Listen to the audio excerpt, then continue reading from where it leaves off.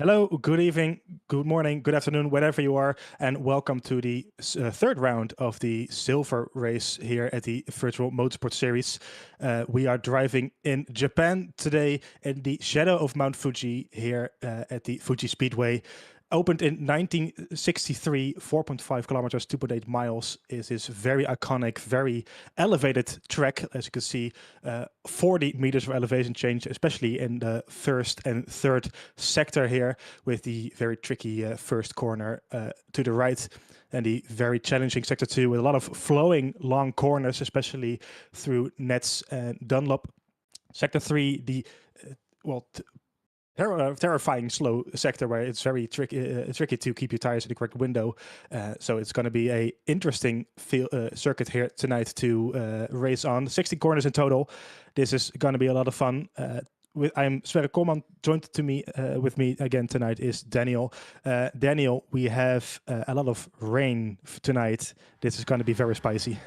Yeah, hello everyone. I think it's going to be very excited with this rain because, yeah, like you mentioned, the elevation changes and all, and the tricky last sector with the water basically standing on certain places at the track. It's going to be a big challenge for all those drivers, and we will see how they will keep up and tackle this challenge around the corners of the Fuji Speedway today.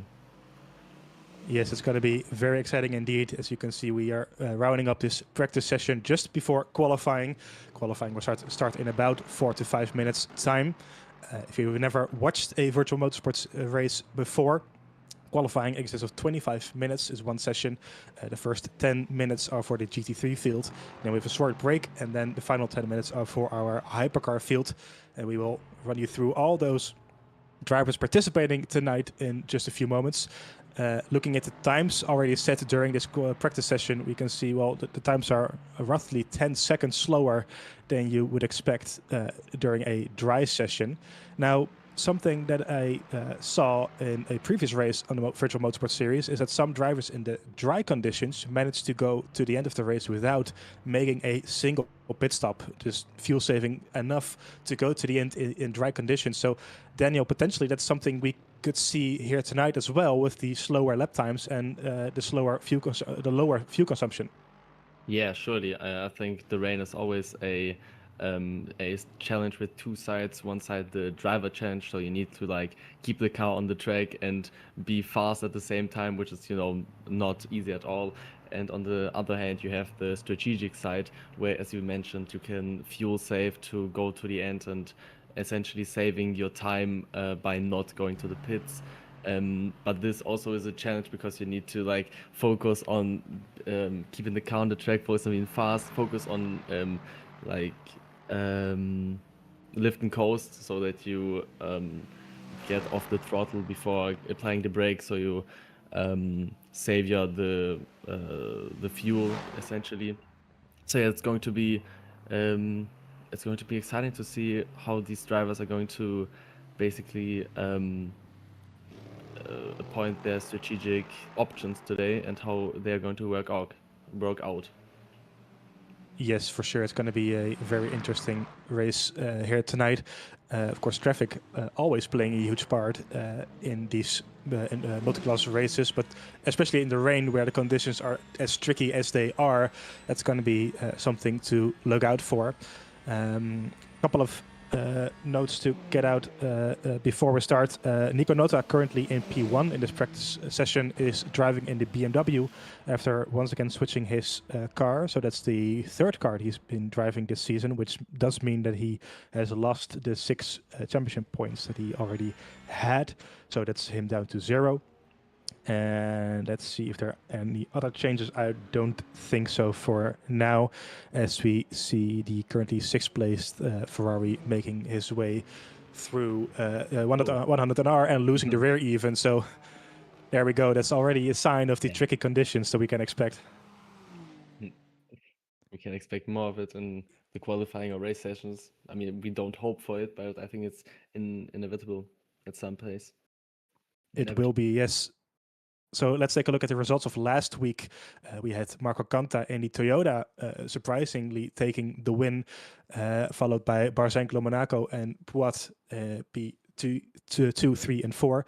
Mathieu Bourquet, Benjamin George, and Nico Notta in P6 and 7. So it's a 2, 3, 4, 5, 6, and 7 for Ferrari back then. Philippe Schlichteling in the Aston Martin Valkyrie, who is running a new livery tonight, by the way. I forgot to mention, in P8, so very happy for him to see some points on the board. Michel D'Arezzo and Francesco Pezzin rounding up the top 10, which there we go. The race results of the LMGT3. Clemens Keinsel in the Ferrari taking the win there, followed by Axel Bailey in the Lexus. It was a great battle between those guys. Marco Galetti in the first Aston in P3, followed by Michael Thomas in the second Aston. Robin Duparon in the second Lexus, P5. Chris Vinning in P6. Alejandro Alfano P7. Eduardo Dorito P8 in the Porsche. Stefano Di Nardo and Marco Vella, both in the Aston Martins, rounding up the top 10 with a lot of DN did not starters last time out. So this time we have a bit more full of a field, hopefully. There we go. There are Hypercar stand-ins right now as they are. So Mateusz Barzank going in the lead following after a P1 and a P2 at Spa and Qatar. 43 points for him. Marco Canta in the Toyota, 6 points behind in the Toyota, followed by Luca Monaco, 33 points in the second Ferrari. So a great, 10-point gap between the top three here. That's going to be very spicy for the rest of the season. You have Francesco Pezzin, who took P3 in the first race at Spa, but only managed to get one single point last time out in Qatar. In P4, 16 points, Paul Poit. In P5, Michel D'Arezzo, P6, Mathieu Bouquet, P7. Simone Casciaro, P8 in the Peugeot. Benjamin George, P9. And Daniel Benefield, who we saw to take the win in the Bronze Series last week at Sebring, is in P10 in the Ferrari with 6 points. LMGT3 standings, Clemens Keinsel in P1 in the Ferrari after a P3 at Spa and a P1 in Qatar last time out, 40 points for him. Michael Thomas, P2, 37 points. 10 points behind him is Marco Galetti in the second Aston, 27 points for him. Axel Bailey in the Lexus, 24 points, P4. Matteo Pecci, P5 with 18 points in the Aston Martin. Chris Vinning, P6. Alessandro Alfano, P7. Robin Duperon in the second Lexus, P8. Eduardo Dorito in the Porsche, P9 with 4 points on the board, and Stefano Di Nardo 2 points on the board in the Aston Martin. So not many points scored yet in the LMGT3 field, with apart from the top four really. So there are some places up for grabs here for the drivers who are participating tonight. We are 20 seconds away from the start of qualifying. The pit lane is red at the moment, as you can see. So the GT3 field will head out the pit lane in just 10 seconds time. As you can see, it's raining cats and dogs, as they say in England. 92% chance of rain in qualifying session. And Daniel, it's quite safe to say that percentage has come true. Yeah, it is. It's really pouring down. And it's going to be a difficult session for all of these drivers to, like I said already 2 times, to keep the car on track and perform the best and to just try to push the limits of the car while being forced to being cautious of all those you need. You saw, oh my god, what I'm talking of all those puddles and the spray which is coming out of the cars in front. So you need to have a certain gap to the car in front to essentially see something. Because with all those splitters at the back of the cars and the spoilers, you see the water which is essentially getting sucked up at the front splitter is going to get bursted out at the back, and therefore if you're following a car, I think it's more in the rain, it's in the race it's going to be even more difficult. You can't really see well, can you? Well, not at all, no. And luckily for them, they have wipers going on. But how much they will help in the race is we can only wait and find out after the qualifying session is done in about 24 minutes. So the first drivers making their way through the third sector here at Fuji. This is probably the trickiest corner of them all. The Nets corner, turn 15 up to Panasonic here, the right-hander just before the main straight. Those 2 corners, turn 15 and 16, are probably the most tricky here to get right, because if you don't get a good exit here, then you're basically your whole straight line is gone through the window.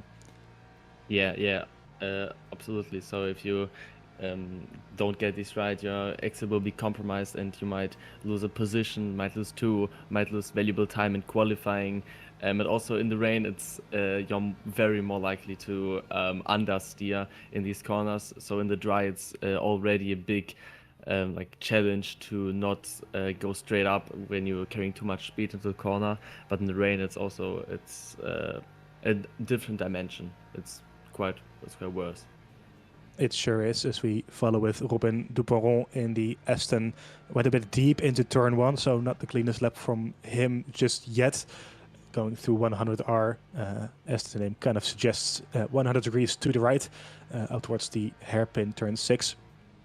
So this is going to be very tricky for these drivers. Of course, most of them won't have practiced that much in the rain. The race director's notes coming in just before the start of the practice session. So some of them might be caught up by surprise and having to practice right now and just trying to keep their car on the road and see where the time is on track and where you can gain that set time. It is a purple sector for him right now, though. So, and a purple sector 2 as well. So it's not a bad start for him right now. So maybe he is one of those drivers who got in a bit of practice. Whoa, sliding there. You can hear the tires. Yeah. He had the puddle at the inside. So that's a thing they drivers need to watch out for. Like you see, especially at the curbs, you can see like here also on the left side. And no, you can't see it there. These are puddles, and if you're getting into you're essentially getting aquaplaning, so your tires aren't really connected with the track at all, and you see this understeer or slide, and even worse, you can lose the car entirely. So yeah, that's the thing to keep your tires away from.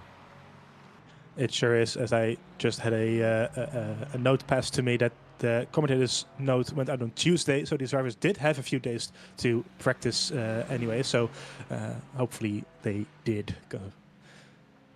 As we see the first laps put on the board at 1:52.3 for Keinsel at the moment, expecting about 3 seconds underneath that, given the practice times that we saw. Maybe it is raining a bit more right now than we can see compared to the practice session, so it doesn't tell us the whole story, of course. Ramona currently in P2, only 1/10 behind Alfano, 7/10 behind him, so there's a huge gap there between P1, 2 and 3. Then we have Pecci P4, Duperon in P5, Radomski, Vela, Osborne, Ivora and Galetti rounding up the top 10 at the moment. Axel Bailey here, he got a surprising P2 it was last time. He was fighting for the win all the way through with Clemens Keinsel, wasn't he, Daniel, in Qatar, which was a very spicy race. Yeah, it was. It really was. It was I think he clinched the P1 in the first corner, and essentially then eventually lost it by a great strategic call from Keinsel, I think.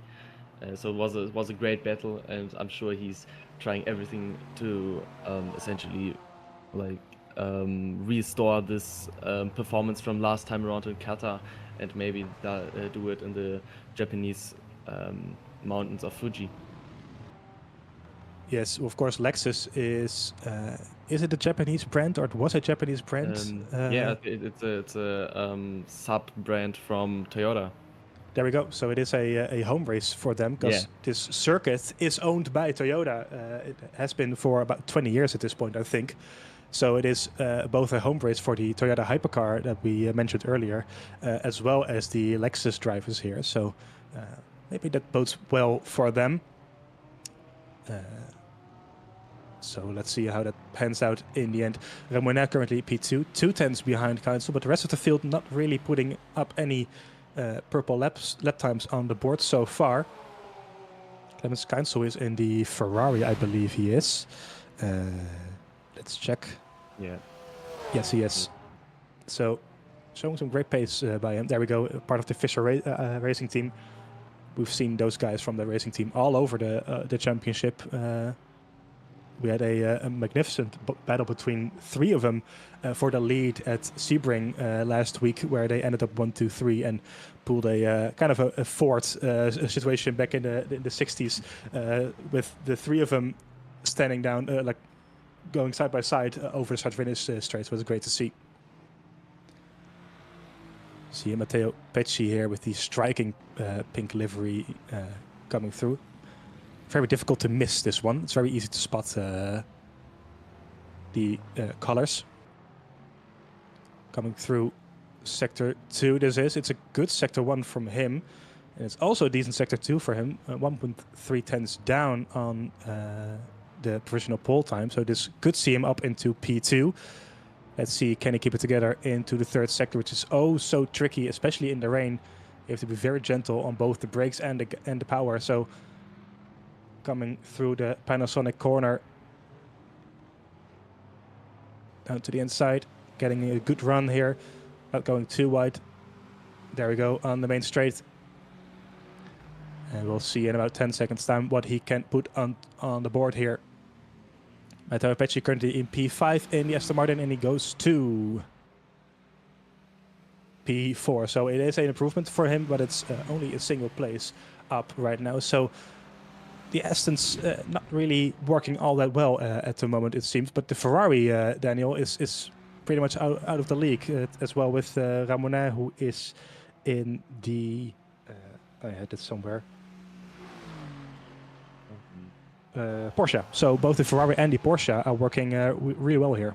Yeah, it seems like it. I mean, it could be of the characteristic of the car that both the most weight lays on the back axle, especially at the Porsche, but also I think there are types of drivers which are just naturally more, I wouldn't say better, but they understand how to drive the car in the rain better.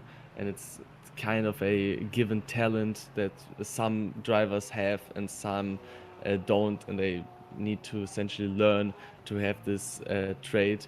So maybe Keinsel and Ramonet are both drivers who just like to drive in the rain, or are just good at it. I think that's the thing also. That's very well possible. And of course, as you mentioned, both the Ferrari and the Porsche are quite heavy on the rear, which makes them very agile in slower corners. So that could be very beneficial for them in the rain, where the overall speed, of course, is slower. Clemens Keinsel had a purple sector 1 in this lap, but his sector 2 doesn't seem like an improvement from him. Filip Radomski, P6, half a second down in sector 2. But he is currently a second down on the provisional pole, so this could still very well be an improvement. Given the enormous gaps we see at the moment, this like a half a second improvement could see you up to P3 right now. So this could be very important for him, as he slides there on the exit of the final corner. So that's not going to be a great run from him. So I doubt we'll see an improvement here. But we're going to find out anyway in 5 seconds time. Coming up towards the start-finish straight. And it is not an it is an improvement, but it's not a position improvement for him. Stefano Dinardo over the line, P12, and it remains... No, it goes to P10, 1.4 seconds be down on the provisional pole time. So gaining some places there as well. Notably, Bailey is still in the pit lane. He is currently P4 in the championship with the Lexus, so he might be opting not to go for a qualifying lap here, which is kind of surprising, as well as Dorito in the second Porsche. Is there any strategy to that, you think, or is it just not trying to just not being confident in your own performance? Yeah, I don't really know what's all this about. I mean, you could argue that, you know, he doesn't want to ruin his... Oh, as we see Marco Vella taking a slide and hitting the wall in, I think it was before the Nets corner, turn 14, if I'm correct. Yes, I think so. You know, maybe he's like, don't want to like crash in the rain to not lose any confidence, but on the other hand, you have to drive a whole 1 hour into the rain potentially in the race. So I don't know if there's any kind of strategy behind this, and I doubt it, honestly. But Yeah. we'll see. As we saw, Ivora going deep there as well into the Dunlop, I think that was.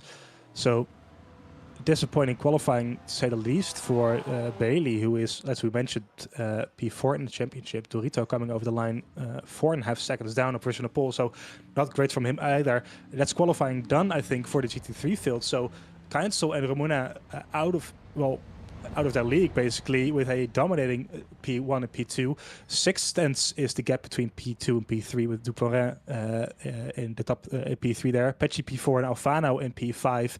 Radomski P6, Vela P7, Galetti P8, Osborne P9, and Dionado P10. So, well, a very weird qualifying session, if you ask me. Not a lot of drivers managing to get a good lap time on the board. Yeah, no, it's like you said, the first two drivers were really in a league of their own, and I think also it maybe was a factor that nobody really improved towards the end of the qualifying session. Maybe the track got also wetter and wetter, so the lap times gone back because Kainz and Ramonet, I think they set their lap times in the, I think, first or maybe second really hot lap attempt. So maybe the track wasn't just at some point capable of producing given lap times of P1 and P2. It is very well possible, of course, with the dynamic weather that we have here in Le Mans Ultimate. So that is GT3 qualifying done. We are 2 minutes away from hypercar qualifying, which hopefully should see a bit more competitiveness in the field there.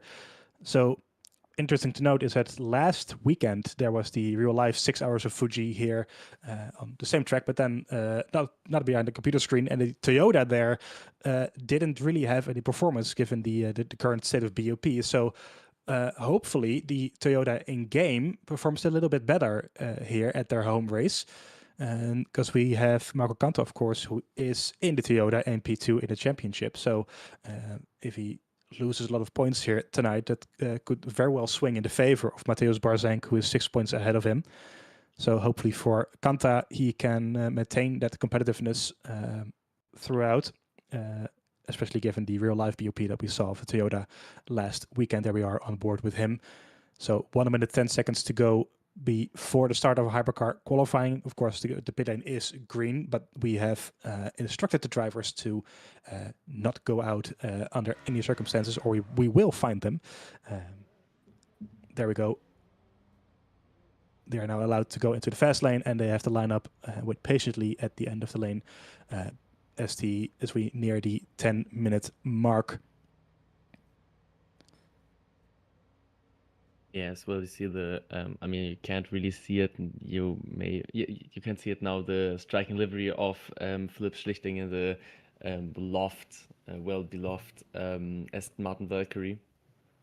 There you can see. Yes, it. he changed that livery indeed for this race. So there you can see. It's going to be very easy for us to spot.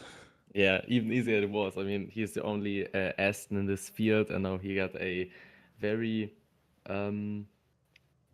colorful and really beautiful livery, to say the least. So we will have no problem at all to see him, whether it's raining, whether it's night race, or at broad daylight.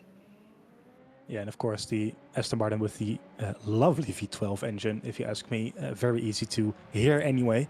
So this is going to be a car that will stand out quite a bit in this field as we see the hypercars making their way out of the pit lane. Cold tires, of course, a lot of standing water, unknown conditions for these drivers. So this could very well end up in tears quite early on for them. Let's hope that they find their way through in one piece and give us a entertaining qualifying sessions for the remaining 9.5 minutes. There have Marco Canta, as I mentioned, in the Toyota P2 in the championship. So a home race for his car, and hopefully he can get some good performance out of that vehicle tonight. They have Matteo Previato in the number 17 Ferrari.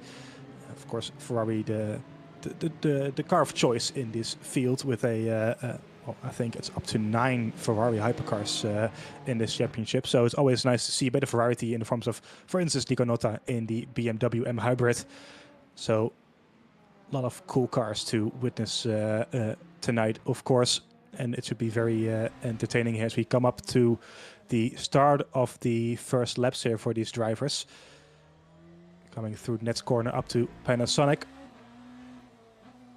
So, Daniel, I'm going to ask you, can you take us away on board with a lap with Nico Notta? Yes, of course I can. So yeah, coming out of the Panasonic corner, you try to get the best exit and the best, momentum out of the corner to get a good run towards the straight finish line. Now crossing the finish line, we're going to attempt to brake around the 150 meter board for turn 1 Daichi.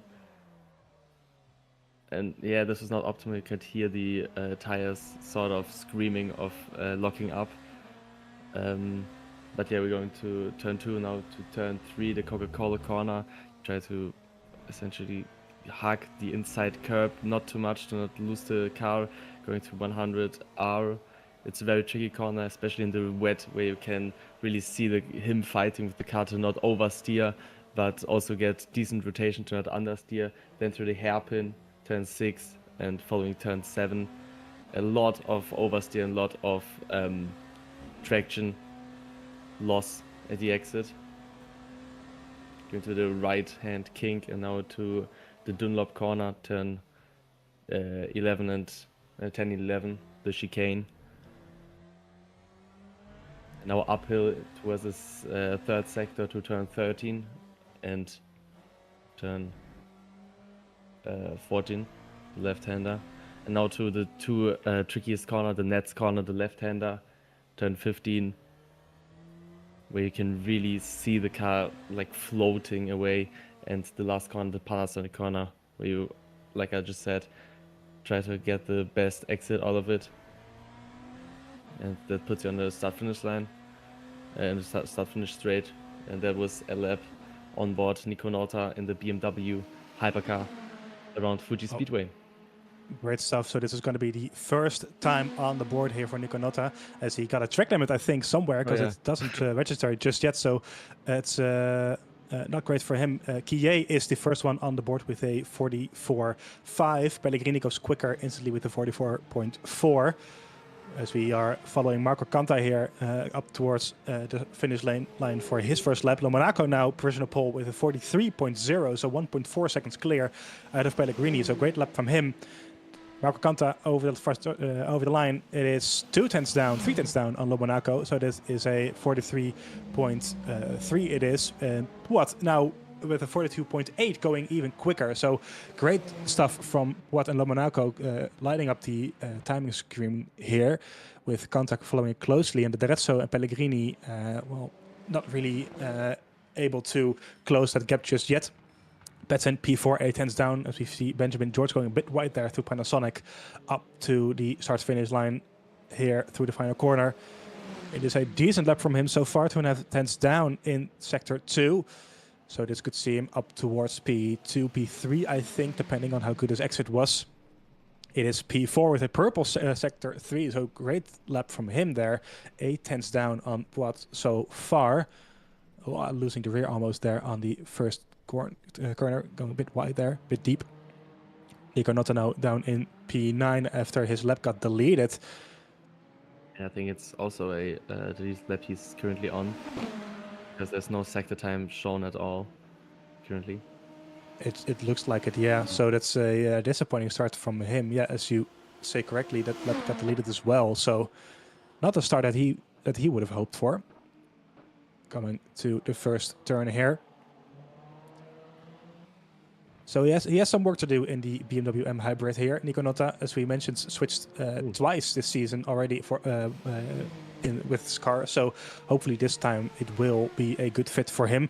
Marco Canta, it's a good sector 1 and a good sector 2 here as he makes his way to the finish line. It is a improvement. It goes up to second, so 1.3 tenths down on Palpois in the Ferrari. Marco Canta goes to second place on the grid. Barzank, purple sector 2, going even quicker here, potentially P1 here at the moment. And it is P4 after a disappointing sector 1. It seems like it's 3 tenths down on Poix, so it's only P4 for our championship leader. Nico Nauta with a great sector 1, being 4 tenths down, down the provisional pole position, and a great sector 2 also, being only 500s down, 500s up the best sector time. So let's see if he can keep this lap together in the last sector. Yeah, that was a phenomenal sector 1 from him, but he went a bit deep into the Dunlop corner, so it's slightly slower than Poix at the moment. But it does seem like a good exit here. So hopefully he can finally put a lap on the board here tonight. So we have 3 minutes and 14 seconds to go in this qualifying session. Nico Nota, he comes up to P1. Wow. That's a great lap time. That's a phenomenal lap. So 4/10 clear of Papua with a 42.3. So the BMW really working for him. Luca Monaco also 2 purple sectors. And he goes even quicker by 1/700th of a second. So Luca Monaco and Nico Nota changing the provisional pole left, right, and center here. So great laps from those guys. Mateusz Barzenk not really up there just yet. So it's 2.5 tenths down right now on provisional pole. Let's see where this brings him.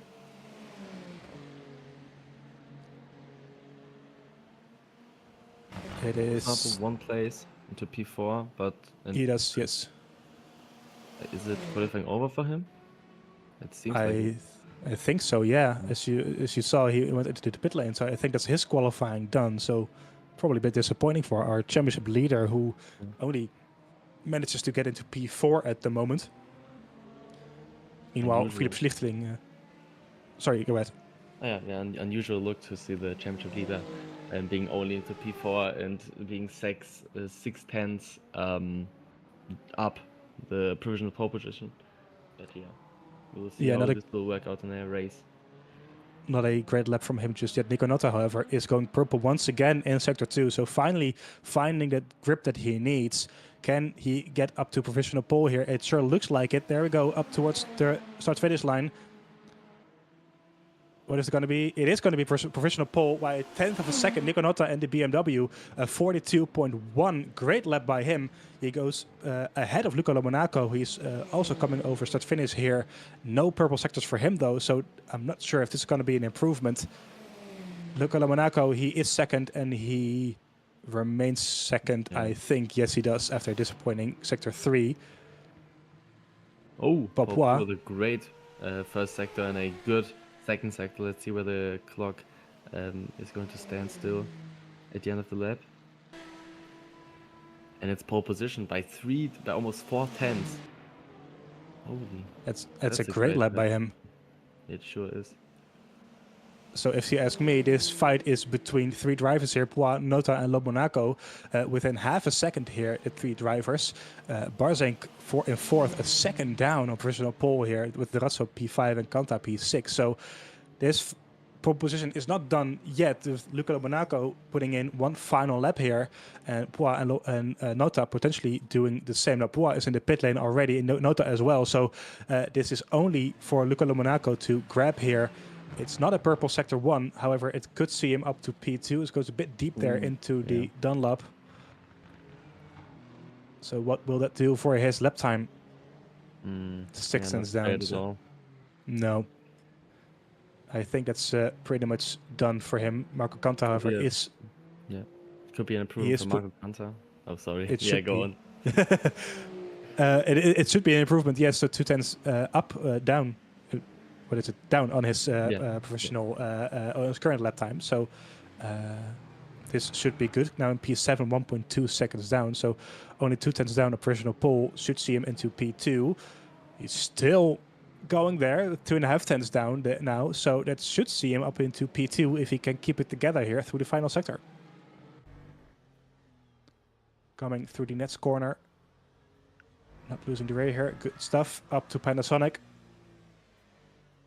So there's a yellow flag out somewhere, potentially someone returning to the pit lane. Not the best exit, unfortunately, so let's see what this does for his starting position. Now in P7, it should be an improvement, but how much of an improvement is it going to be? Up to P5, so that's 8 tenths down on Papua, so it is 2 places up for him, so not the worst qualifying session you would imagine.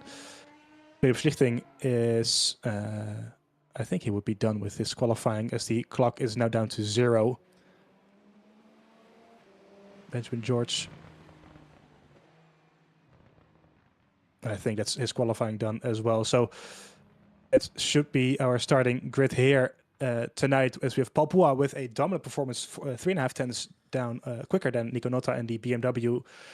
George in P3 here, so just ahead of Luca Monaco, who failed to improve on his final run in P4. Marco Canta in the Toyota at his home race in P5.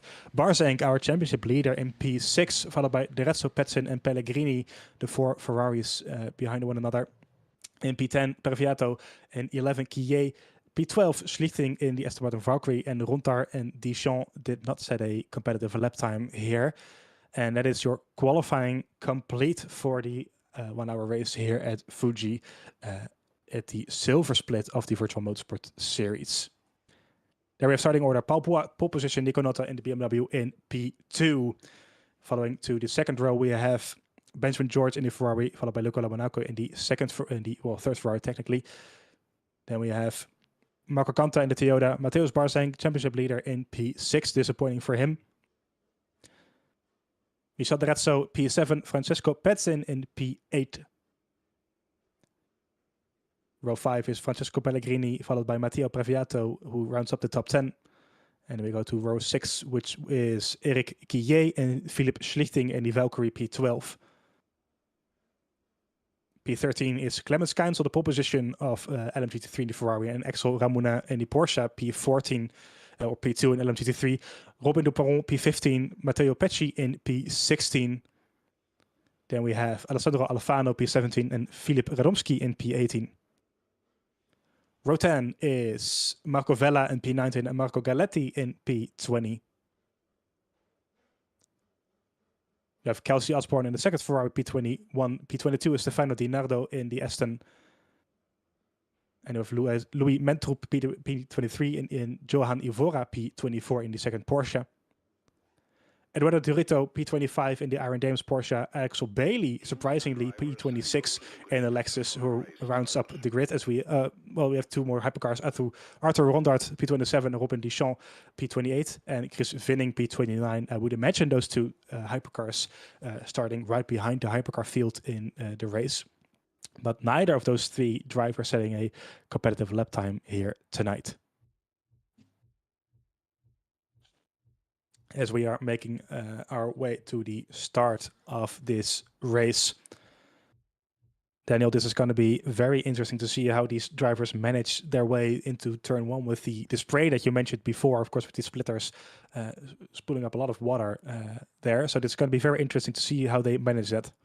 Yeah, surely it's going to be interesting to see how they're all going to find their own breaking point, because as you can imagine, the track and the tires may be a bit different to what they experience in the practice or the qualifying session, so they have to be quite cautious, or they need to take a big risk which can eventually lead them to ruining their race or making them race the race.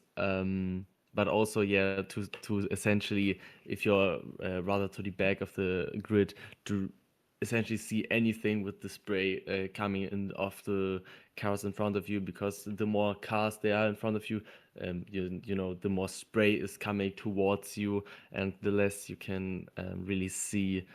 I mean, they got windscreen wipers, but I doubt they're going to really compromise for it. But we will see. We will see. So you might notice that the timing on the left-hand side of your screen is a bit going all over the place. This is a issue not on our side, but that's basically Le Mans Ultimate problem. So we will try to deal with it as best we can. So stick with us as we make our way through this race together. As the clock goes down to 0, we see all the drivers on wets here, as Papua leads the field here to the start of the race, followed closely by Nico Notta. There you can see the LMGT3 field all on wets as well, logically, of course.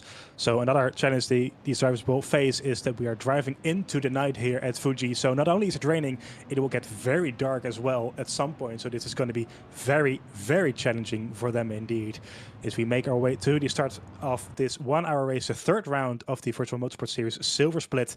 It's Papua on pole, followed by Nota in P2 and George in P3. Kainzel P1 and MGT3, Ramona P2 and Duperon P3.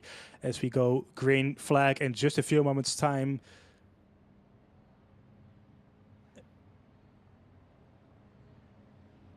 The very long straight line, and in just a few seconds we will see the flag waving.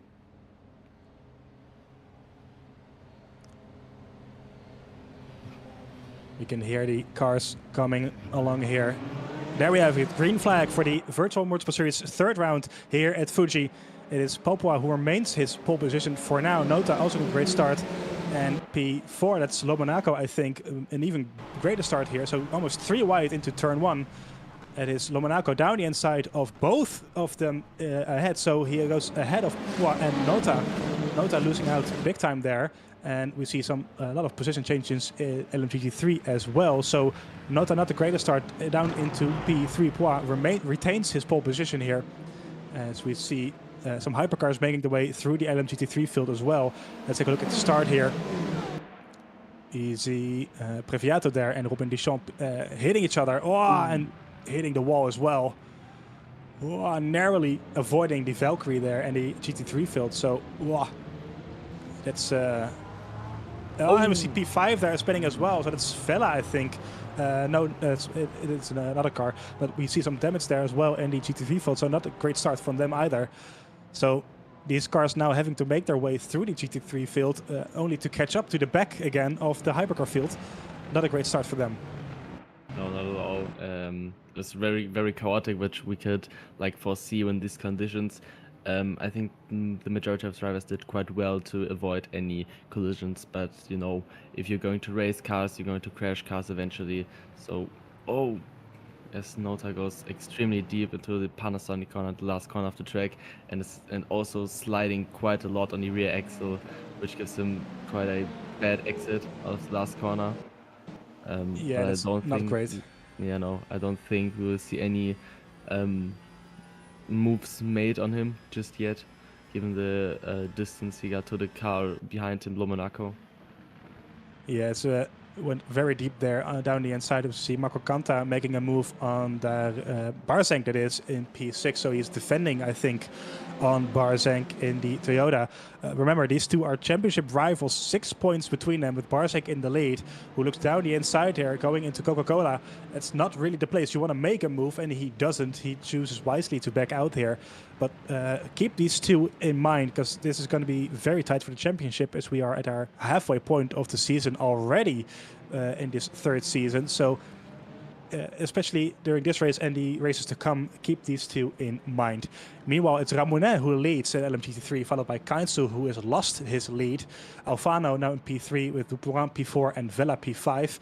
Osborne, great start, is now up into P6. If you see Philip Schlichting and the Valkyrie having spun there, I think, with a replay coming through. This is 100R, I think it is. And just probably losing the rear at some point. No, it's not. It's going to be something different. It's on the power there. Yeah. Coming out of the hairpin, losing the rear on the acceleration. So luckily not to hit any barriers or traffic. Disappointing for Philip Schlichting, who now has to overtake the LMGT3 leaders once again. And especially during the rain, the difference in speed between the two classes won't be as great in the slow corners. It already wasn't as great. They're relatively similar even. So it's going to be very tricky for him to overtake those cars ahead. Yeah, for sure. Like you mentioned, it's going to be a big thing on traffic as well, because it's not going to be as easy to overtake the cars, the slower color and slower class cars in the hypercar. So traffic is going to be a tricky thing, and maybe a kind of lucky or strategic thing, which is going to benefit one and maybe damage the race of another one. So we're going to see how this topic will fall out during the course of the race. On the outside goes Stefano Di Nardo and Kelsey Osborne, and the Ferrari is still on the inside, which becomes the outside, and he gets the move done. So great move from him in the first corner, the Daichi corner, and now into Coca-Cola. So he is up into P6 with Osborne back into P7. As we see the silver Ferrari, the AF Corsa Ferrari that is, I think, and the striking pink Aston Martin up ahead. And Filip Radomski is also going for a move. Oh, he hits Kelsey there on the inside. It's not really the cleanest move you would see. And Osborne losing 2 places there on Radomski and Mentrup in the Fischer Racing team. Ferrari, no, that's an Aston, I think it is. Mercedes even. Mercedes, yeah. Yes, it is Mercedes. So, getting it all wrong there. In the Fischer Racing team, which is, as we mentioned before, we've seen those guys racing in basically any category in this championship this season. So very easy to spot those with the purple livery. But Osborne there, not happy with those 2 places lost on Mentrup and Osborne. That's it's gonna be he's gonna be not gonna be a happy camper in the cockpit, I'm sure. No, not at all. He's going to be. I mean, he needs to keep his cool now and just try to stick with the situation. But I'm sure he's not very content with the situation and is surely going to complain to at least himself, or maybe if he's seeing a rather big misunderstanding there, maybe complain to the stewards. But we'll see this. Meanwhile, great move by Arthur Rontaert, who goes around the outside of Michel D'Arezzo into 100R. That was an insane move. Somehow managed to find the grip there to stick at the head of the other Ferrari. So these are really the conditions where you can see the driver's skills, exceeding what the car can do. And that is D'Arezzo now up into P8 it is, or Rontaert up to P7 I should say. Meanwhile, Barzenk is up into P3 already, so he has passed Marco Canta quite easily, and now has passed Lomonaco and George as well. So this is great news for the championship, for him at least. But this battle is nowhere near done, as we see the top 3 to 6 here within a second, I think it is. So that's a great move, or great stuff for Barzenk, as we see moves all over the field in the left-hand screen, the left-hand side of your screen. But Marco Canta really having to make up some places here as well if he wants to keep that gap to Barzenk within reasonable distance. Now into P6 with Barzenk in P3, so that's around a 10-point gap, I think, as it stands. Oh, taking a look down the inside there of Luca Lomonaco. Not nearly alongside enough to make a move. There we go, the leaders for LMGT3. Ramon still in the lead in the white Porsche, followed by Keinsel in the purple Ferrari. He is also part of the Fischer racing. He is. Yeah, going with the Aston Martin, I'm saying it again. The Mercedes AMG that we saw is also part of the Fischer racing team. There we go. Here we go. So both teammates driving here. We saw some team orders in the bronze race last time out, so don't think that we'll see them just yet here tonight, but it's always a possibility with those guys. Getting all the brands all wrong. That's what you get when they all look, well, some of them look quite similar. Yeah. So for now, we're 10 minutes, nearly 10 minutes into this race. All of them seem to be behaving rather nicely at the moment, with some larger gaps forming. You can see the difference in confidence between the drivers really at this point. So it's for now they all seem to be behaving rather nicely. Yeah. But you mentioned a great fact on the race as well, confidence, because you, as you could see in the battle between in the 2 hypercars, I'm not quite sure which it was, through 100R, you really see the one Ferrari dancing on the rear axle and really like fighting the car to get any grip. So yeah, and this is all about confidence. So you need to know what the car is going to do, and you need to be sure that your inputs are going to have a valuable output for your race or for your car. So it's confidence in the rain is even a bigger factor than it's in the dry, and can make or break one's race entirely. It sure can, as we see Nico Notta in the BMW. So it's a great start from him after switching cars 2 times. And it's already a massive gap between him and Poix, who is, I think, more than 5 seconds up the road at this point. Once again, the timing issues are on Le Mans Ultimate, so that's not our fault, fortunately.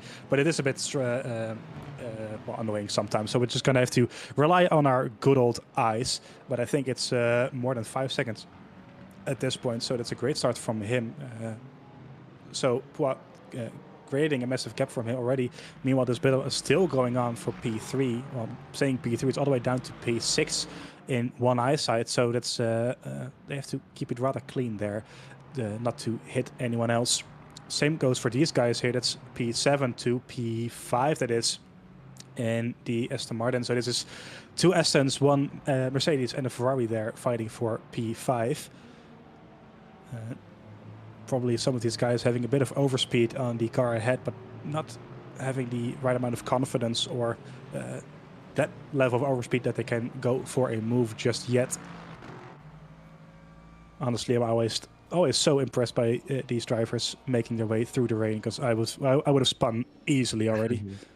Yeah, it's really remarkable to see them like maneuver their car so easily, and it in some places it seems really effortless, but it is quite the opposite in reality, because you need to like always evaluate how to drive the car, because you need to adapt your lines to the given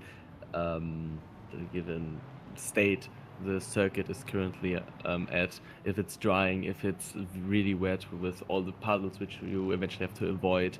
So yeah, it's really a thing of compromising, as we see Axel Bailey has retired his car and will therefore not score any points this weekend. It's great overall. Dramatic news for him in the championship. Currently in P4, 3 points behind Marco Galetti, who is right now in P11, so also not scoring any points. But Bailey there, a DNF already for him, so that's disappointing. And we'll see the gap between him and the championship leader Clemens Keinsel extend even more, as he is currently in P2. So that's not ideal for him in the Lexus after scoring P2, as we mentioned earlier, in Qatar last time out. So it's pretty much a race to forget for him, unfortunately. Yeah. As we see Deschamps also in the pit lane, so I think it's safe to say that he is also not really going any further in this race, as I've seen him in the pit lane for at least the last 10 minutes. He is currently in P12 in the championship on 4 points, so that's unfortunate for him. So we still see the battle for P4 at this point going on here between the hypercars. So we already see some GT3 traffic up ahead. So only 13 minutes in, but and we're already lapping the GT3 field. Of course, the pace difference is around 10 seconds a lap. So that's quite a lot between these cars. So as we have mentioned quite a lot, of course, during the course of this championship with multi-class racing, the traffic plays a huge part in how your race can go. So these drivers having to manage that rather nicely and as smoothly as they can, not to lose too much time here, especially during this sector where you have a bit more speed as the hypercars. It's very easy to overestimate your own abilities. I say that as a driver who once crashed with a GT3 driver here. Now everybody knows that I did that, so don't come for me. But it's very easy to overestimate your own car in that situation and go for a gap that doesn't really exist. Yeah, for sure. It's a big a challenge we all face. Every driver will eventually face in a wet race, given regardless of the car. You're going to always make a mistake at some point in your career, and the best thing you can do about it is just to learn to be a bit more, I'd say, subtle and settle down with your driving, to not maybe go to the high pace, but at least keep the car somehow on the track and don't overshoot in any corners. So yeah, that's the thing of eventually just learning and understanding how to drive the car in the rain. It sure is. So maybe there's hope for me after all if I just practice a bit more and actually drive the cars. Anyway, there's a reason why I'm not driving. And I'm sitting here is because these guys drive a lot faster than I do. So it's a lot more entertaining to watch this than see me struggle across this track. Anyway, 15 minutes done in this race. 45 minutes still on the board. And as we mentioned before, these drivers right now behaving quite nice. And we see some bigger gaps forming, especially in the lead, with Papua creating a comfortable gap of, I think, around 5 seconds it is. Ramona pulling around the same gap as well. I see a 6 second popping in somewhere at some point. So it should be around that. Unfortunately, we cannot be any. There is the leader, so that should be a couple of seconds between them at the moment. So comfortable lead for Ramona and Poix in their respective classes, with Keinsel and Alfano P2 and P3 in LMGT3, Nico Nota still in P2 in the BMW M Hybrid in P2, and Barzak, the championship leader, still in P3. So let's wait and see if all these guys can keep it on the track rather nicely tonight here. Yeah, this would be the optimal case, I would say. Not easy for them, but I think it's the main objective for all of those drivers to get the car in to the start-finish line for the last time in one piece, without any repairs done and without any damage caused. So yeah. Yes, because in the end, what wins you these kind of multi-class races, especially the longer ones, is try to avoid staying in the pit lane at any cost. The longer you stay in the pit lane, the more time you're gonna lose, and the easier it is to lose a race. Of course, we're kind of not expecting a pit stop at this point in this race, with the type of with the rain and the lower lap times and probably the lower fuel consumption as well. So it is going to be interesting to see. There we have on screen the current virtual energy tank. So still 60% for all of these drivers as we slowly make our way to the halfway point of this race. So I wouldn't be too surprised if we see this race through without any pit stops. We see Kanta there on board, cutting through the GT3 traffic. Very tricky here. Up into Panasonic corner. Just slowly making his way out of the corner on the exit. Very easy to lose the rear there, but he managed not to do so. So see these drivers making their way through rather nicely. Yeah. Up into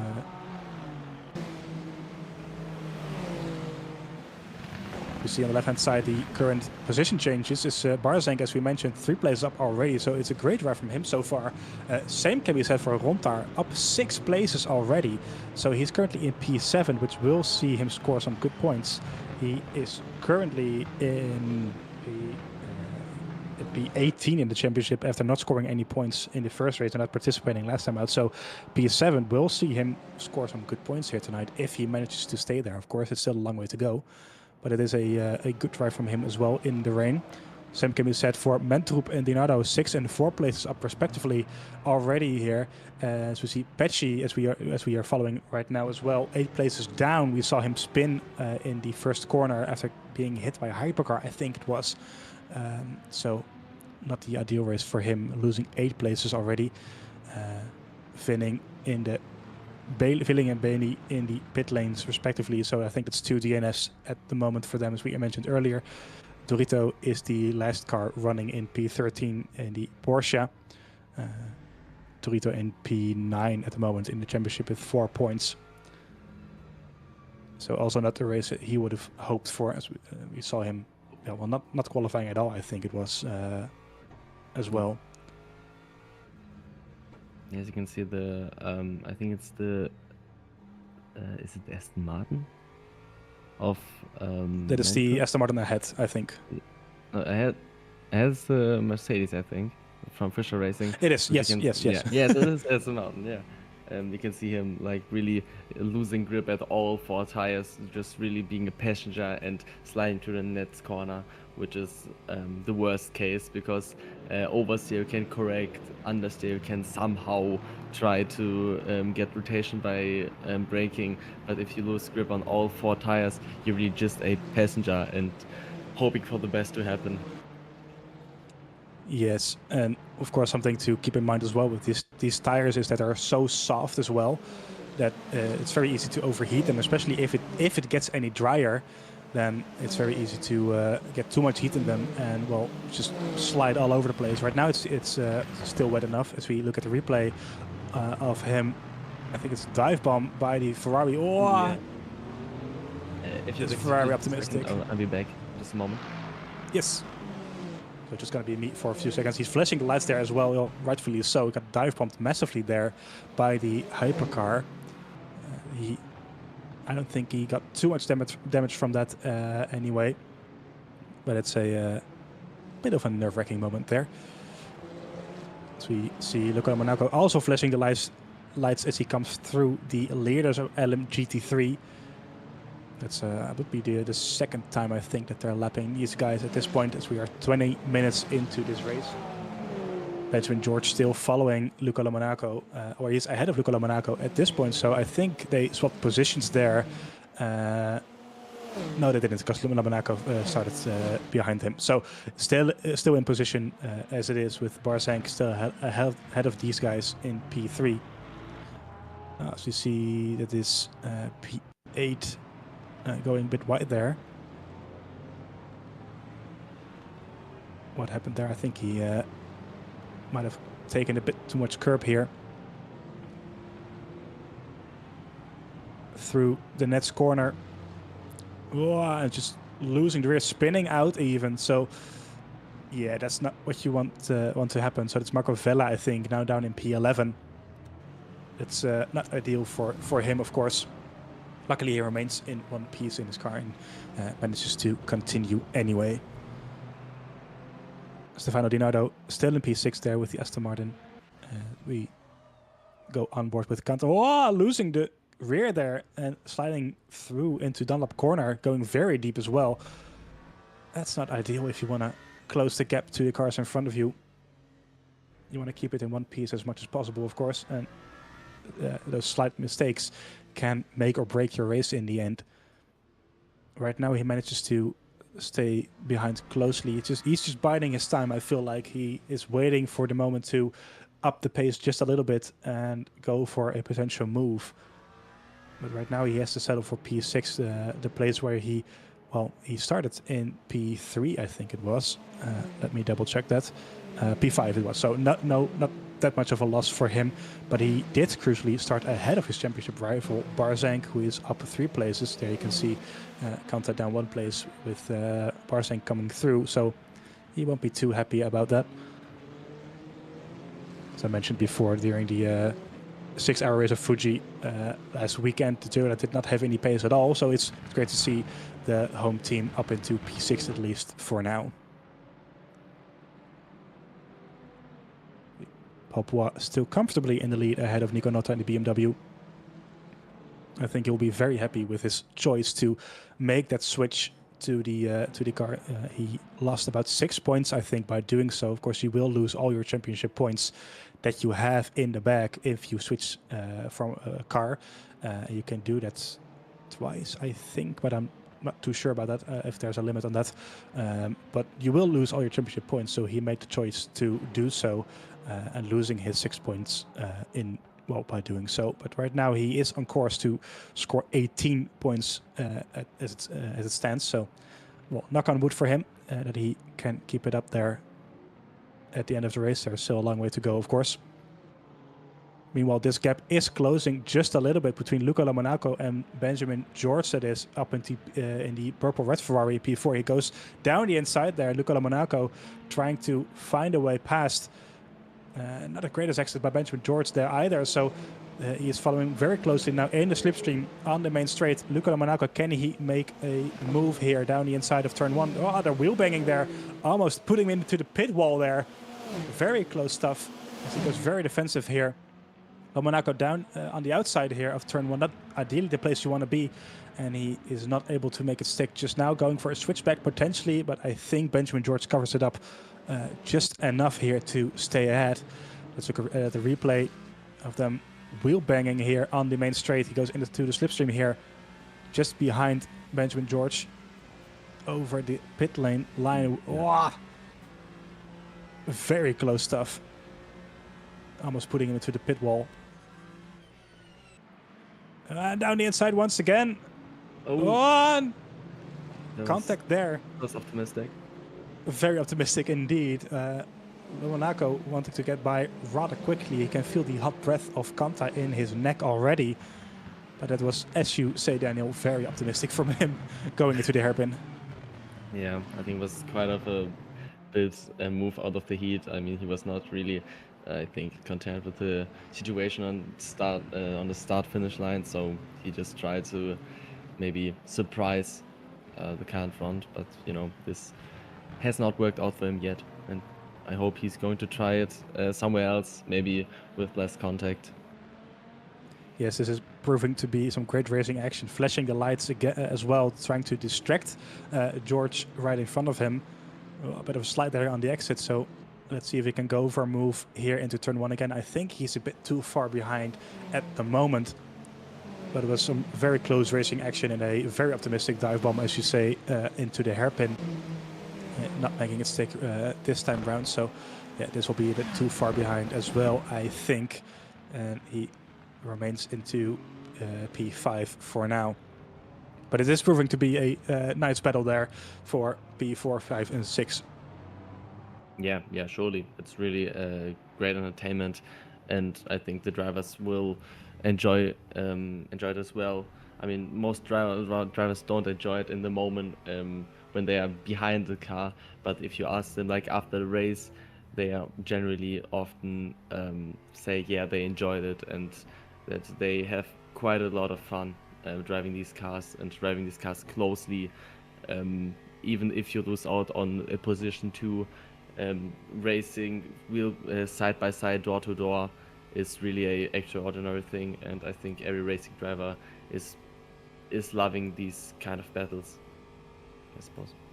In hindsight, these things are always very fun indeed. At the moment, in the heat of the moment, you're like, just let me get by. I need this place for my championship as well. I want to get the points. But then looking back at it, it's always very fun to watch back. It always reminds me of the battle. I think it was at Fuji as well when Formula One still raced here, but it might have been Suzuka, between Felipe Massa and Robert Kubica. I think it was way back when they were pushing each other off all over the place in the heavy rain as well, which is if you haven't seen it, go watch it. That's a phenomenal battle between those drivers.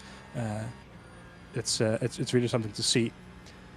Meanwhile, the virtual energy, these guys are below 50% right now, except from Philip Schlichting, so they might have to make a pit stop after all here, Daniel, which is quite surprising, to be honest. Yeah, it's we see a spin. It's Marco Canter, and in the turn 1, getting spinned maybe by another hypercar or a GT3. I can't really catch up with it. I'm sure we're going to have a replay of this right away. There we have him in the Toyota. I think it was a GT3 ahead of him. Oh yeah, maybe the Porsche. Yeah. I think he got caught out by him. Let's see what happens. Oh, yeah, that's not ideal. That's I think the Porsche kind of forgot in which class he raced and thought it was for position, but it turned out it wasn't. Yeah, but luckily he could catch it at the very end and did not spin entirely. But yeah, he lost precious time, and essentially he has now the half of an hour to catch up to the guys in front, which is going to be a challenge. But I'm sure he's going to try everything to tackle this. Yes, like I said before, I think Kanta is just kind of waiting for his time to go for to up the pace and go for potential move here. So it gets a bit more difficult right now, but I think given his performance in Qatar, never rule him out of races like this. So we are still following the battle for P4. This is between Benjamin George and Luca Lomonaco, who is still not managed to find a way past, as we near the halfway point of this race, which has been a very strategic race, I feel like, at this point. A lot of drivers just waiting for the moment to strike, not wanting to go for a risky move here in this very unpredictable weather. There's an 81% chance of rain here in this session. So, of course, it's raining now, but we might see some decrease in rain later on, or sorry, increase even. We don't know as accommodators, but we will find out. It does look like, Daniel, that the spray is just a little less, or is it just my eyes being fooling me? No, I think it's really getting less spray and less water on the track. This is also the effect which these cars, which produce a lot of the hypercars, produce a lot of downforce through their underbody. So they suck up all the water which is on the track and essentially burst it out. And the distribution of the water is getting a lot more to the right and the left of the ideal racing line, where you can see like at some point, if it's going to be even drier, there's going to create a dry line. So yeah, maybe this is what we can see as we see Benjamin George going for a potential move there. Yes, it's George here on the outside, and Yeah. Lomonaco all over the back of him, forcing him to make mistakes. So Benjamin George here hanging on for dear life on his 4th place, and Luca Lomonaco is still not managing to find a way past. But I think the exit of George was quite bad here, so maybe into turn 1 he can go for a potential move. Does he take a look? I think he remains put for now, but it's Benjamin George is being put under huge pressure here by Luca Lomonaco, who seems to have a lot more overspeed here in the Ferrari battle here for P4. Of course, Lomonaco is in P3 in the championship, 4 points behind Marco Canta. So him finishing ahead of Canta is also great news for him. But if he can score some more points in the fight for Matthias Barasenko, who's right ahead of Benjamin George, and that would be very nice. You see a move there. Oh, P6 in the LMGT3 field between the Fischer Racing Mercedes AMG and the Ferrari of Kelsey Osborne. Well, bringing his way past, and I think that's a move done. That's a nice job there down the inside of the Dunlop corner. You see them making their way here through. This is 300R here. Down to turn 10 Dunlop corner, and kind of catching the Mercedes by surprise there, late on the brakes. So wheel banging there quite a bit, hitting the doors, and it's still not over here. Going through the final turn here, Panasonic corner, Kelsey Osborne is kind of forced off the track by the Mercedes, and now has to make work with Slipstream. Can he go for a move once again into turn 1? I think it's a bit too far behind right now, and it seems like just going defensive. I thought for a moment he was letting him by, but it seems just like a defensive move there by the Mercedes. Meanwhile, battle for P4 in the hypercar field. Benjamin George going defensive on Luca Lomonaco, who's forced to the outside here. Some GT3 traffic ahead as well. It's going to be very tricky. Wheel banging here, 3 wide into turn 1. Can he make it stick? No, not just yet. Luca Monaco still in P5 here as Benjamin George defends the position successfully into turn 1. Well, and now down the inside of Coca-Cola corner, another place you want to be, and he remains put for now, but it is great racing action suddenly picking up here at Fuji. Yeah, surely the battle for P4 and hypercars is really giving us a lot of entertainment and a lot to watch for. I just hope these guys get it all tidy and clean, without any tears and without any damage on their car sustained. But I'm sure they're going to do just fine as they're passing slower LMG3 cars to 300R and now braking to the Dunlop corner. Some great stuff here going on. These two guys still going at it as well. Mentrup and Kelsey Osborne it is. And the Mercedes, I will keep bettering myself on that one. But in the purple Mercedes, they're still in P6 with Kelsey Osborne in P7 in the silver Ferrari. This battle is following closely behind there as well. So the two main battles going on track at the moment, well, pretty much in one single frame here, albeit in 2 different classes. So it's providing some great racing action as we see the Ferrari of Belzang. I think it is the yellow in the less Barzank. Yes, there you go, in P3, just ahead of these two guys. So they're not going slow at all, but Luca Lomonaco is just going way quicker still, it seems like. And he has to remain in P5 for now. Quite frustrated, I would imagine, in that Ferrari cockpit, not having the overspeed just yet to get past here for P4. Yeah, surely. I mean, you can see him that he has the pace to match the car in front or even be a bit faster, but he just can't get his move to stick by. And yeah, it is a thing that's quite frustrating. I mean, the advance that you get into sim racing and racing in general, you will get more and more of these battles where you can like catch up to the car in front but not really make a move, because either the car in front is just defending fantastically, or you are just not being able to get any move done because you're getting to like the car you are overtaking gets a better run off out of the corner, and all of your position is gone as well. So Here, Luca Monaco all over the back of Benjamin George here. This is some great fighting here going on, managing their way through Sector 3 in the heavy rain with the GT3 traffic just ahead as well. I think it's safe to say that the weather hasn't really cleared at all, so this is still remaining very tricky indeed. I think the spray kind of tricked us with the lesser cars in one place earlier on, but as you can see, there are massive spray still being kicked up by these high downforce prototypes. So this is nowhere near as dry as I thought it was, but it remains very tricky for these drivers indeed. So we see the battle for P7 or P8, I think it is, in GT3 as well, between Evora and Radomski. P8, that is, Evora in the Porsche, the second Porsche in the field in P8, and Radomski in one of the Aston Martins in P9. Of course, Dorito in the third Porsche 996 already DNFing. No, he isn't DNF. He's the last runner in the field at the moment for GT3 after a disappointing qualifying. It is a Porsche 992, of course, not a 996. I messed the Ferrari 296 and the Porsche together in some way, but it's a 992 kind of 911 derived LMGT3. It's an amazing car to both see, hear, and drive. So it's good to see them up top in the field. This is going to be interesting, Daniel, with the virtual energy. We tried to talk about it before, after this battle kind of picked up, but 40% left. Do you think that's going to be enough to get to the end, or are we going to see some pit stops here? I reckon it could be. I think 40% is, with a lot of saving, it could drag you to the end of the race.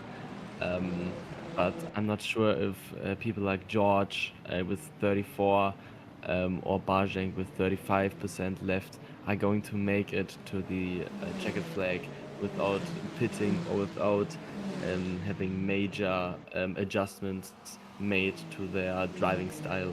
To there's this possibility of lift and coasting, which I already mentioned, to lift off the throttle before a heavy braking zone, to reduce the time where you are burning fuel by being on the accelerator. But yeah, it's going to be very interesting to see if the zero stop strategy is going to work out for them or not, and for whom it's going to work out and for whom not. Yeah, indeed, because Previato and Schlichting, there we have them, the Aston Martin, currently in P12, but they have a lot more energy left compared to George and Barjank, over 5% more, so that's, I think, almost 2 laps at this point. So if those guys up ahead have to make a pit stop, this could prove very useful for those two guys who are at the moment just outside of the points, but could see them just inside the points if those cars up ahead do have to make a pit stop at some point. So we'll have to follow that closely during the course of this race to see what happens there. It's going to be... It's a bit disappointing to see Schlichting all the way down there in P12, but I don't think this is a track that particularly suits the Valkyrie. No, I think the rather low downforce profile of the Aston Martin is not something that really aligns with the Fuji Speedway, with the long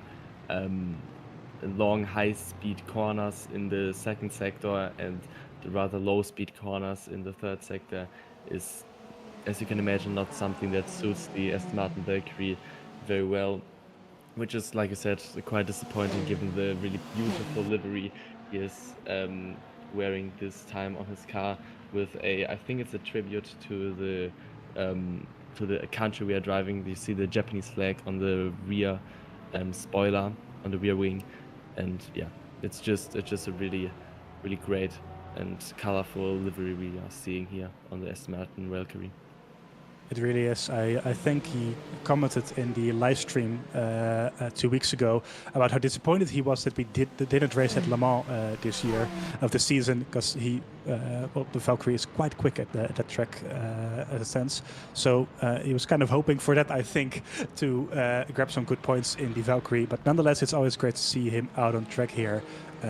Well, I think it's for both of us one of the favorite cars in the field in this championship. So. Always one to look out for. Yeah. Meanwhile, we have the leader. Oh yeah. Go ahead. Go on. Go ahead. No, go ahead. I think maybe he's going to have a great opportunity next round, which is going to be at the Temple of Speed in Italy, the Monza circuit, because you have those really long straights with only interrupted by chicanes, which can suit the Aston Martin Valkyrie with his top speed, with his good top speed level quite well. But we'll find out in 2 weeks' time. Yes, it's going to be very nice to see indeed. Of course, as you mentioned correctly, the Valkyrie has some very good top speed, so that could be a place for him to score some good points. And well, let's not forget turn one in Monza with a quite a big field of almost 30 cars. That's that's always going to be very interesting, yeah, to say the least, to see if everybody can make it through in one piece through that first chicane. It's difficult enough against AI or against lesser filled field, let alone if there's 30 cars ahead of you. That's going to be quite tricky, and hopefully everybody survives. Same can be said for the drivers in this race. 20 minutes to go as we are nearing the final, or in the final third of this race here tonight at the Fuji Speedway. It's not a race of a lot of position changes. However, it is a race of a lot of close fighting and drivers being a lot quicker than the car ahead, but not managing to find a way past. As we see, George is close the gap to Barzank, who is falling back big time compared to Nota. So this could see Le Monaco, if he manages to get past Benjamin George finally, then he could also see Benjamin George right up ahead. So Barzank potentially using his tires up a bit too much at the start of this race and now just falling back, it seems. Yeah, it could be. Also, it could be like adjustments to save a bit of fuel for him. But regardless of what he's doing, he's going slower than he was beforehand. Or at least compared to the cars behind him, he is slower. So we will maybe get a three-man fight for P3 now. Which is going to be very exciting, I hope. It should be, yes, as we can also see that Marco Canta has fallen down in place more to P7, so he lost a place to Rontar there as well. So this is not the race that he would have hoped for, given his championship standing. So that's great news for Le Monaco and Barzank, who, especially Barzank, who right now extends his lead on both of them. But Marco Canta will be very disappointed, I think, with a current P7 in the Toyota. So we had a talk last time out with, I think it was Barzank, after the race at Qatar, and he said that that race particularly would have suited Toyota quite a bit, but he hoped for a better performance here in Fuji, and I think it's safe to say that he got it as he is up into P3 and Pua, still in the lead, also in the Ferrari, as these two are still going at it around the outside. Luca Le Monaco trying to go for a move there, but once again being put back in his place by Benjamin George, who is defending really well here for, I think it's almost 20 minutes at this point that these two have been fighting all over the place. So it's he is not making it easy in any way, shape or form, Benjamin George, for Luca Le Monaco. Well, if you want to go for a move, then you're going to have to work for it. Yeah, for sure. But I also think that maybe Luca Le Monaco can benefit of the fact that Barzank is really not living up to his best pace, and maybe seek and potential double overtake. But you know, this is just stuff of contemplating and rather interpreting. So I think we rather just look at what is happening right now and what will happen in the next 16 seconds of this race. Yes, for sure. And of course, the Barsing being close can also contribute to a slipstream for Benjamin George. So this isn't done in any way, shape, or form. As you might have noticed that the lights are getting quite dark out here at Fuji as well. So this is going to be the very tricky part of this race in the heavy rain with used wets in the dark without really any floodlights here on this place. So this is going to be very tricky for these drivers to keep their car in one place with limited visibility, especially with the hypercars overtaking the GT3 traffic. This could very well end up in tears for some of them as we drive into the dark here for the final 15 minutes. These two still going at it. Luca Monaco pretty much permanently stuck in the rear spoiler of Benjamin George here. Still trying to make a move past as we see Rontar also